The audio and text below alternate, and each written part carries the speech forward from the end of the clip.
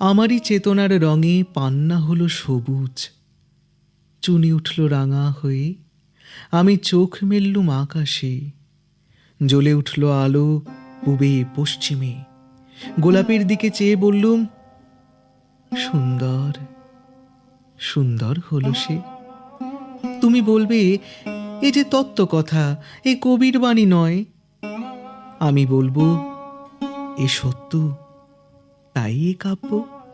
এ আমার অহংকার, অহংকার সমস্ত মানুষের হয়ে, মানুষের অহংকার পটেই বিশ্বকর্মার বিশ্বশিল্প।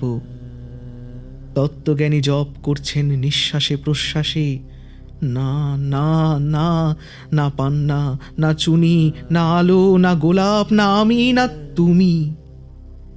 ওদিকে অসীম যিনি, তিনি স্বয়ং করেছেন সাধনা মানুষের সীমানায়, তাকেই বলে আমি। সে আমের গহনে আলো আধারের ঘটল সঙ্গম, দেখা দিল রূপ, জেগে উঠল রস, না কখন ফুটে উঠে হলো হাঁ।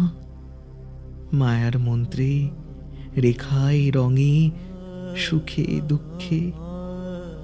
একে বলো না তত্ত্ব, আমার মন হয়েছে পুলকিত বিশ্ব আমির রচনার আসরে। হাতে নিয়ে তুলি, পাত্রে নিয়ে রং।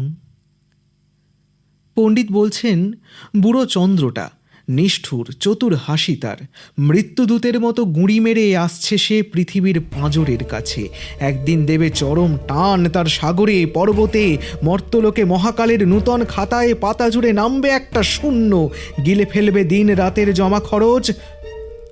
মানুষের কীর্তি হারাবে অমরতার ভান, তার ইতিহাসে লেপে দেবে অনন্ত রাত্রির কালি।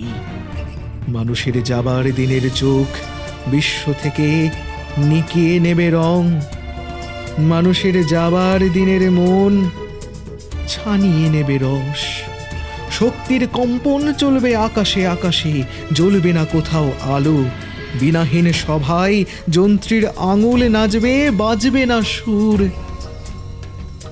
সেদিন কবিত্বহীন বিধাতা একা রবেন বসে নীলিমাহীন আকাশে, ব্যক্তিত্বহারা অস্তিত্বের গণিত তত্ত্ব নিয়ে।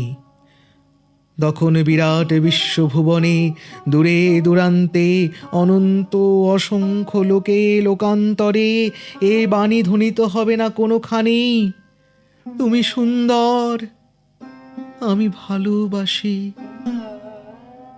বিধাতা কি আবার বসবেন সাধনা করতে যুগ যুগান্তর ধরে? প্রলয় সন্ধ্যায় জপ করবেন, কথা কও, কথা কও, বলবেন, বলো তুমি সুন্দর, বলবেন, বলো আমি ভালোবাসি।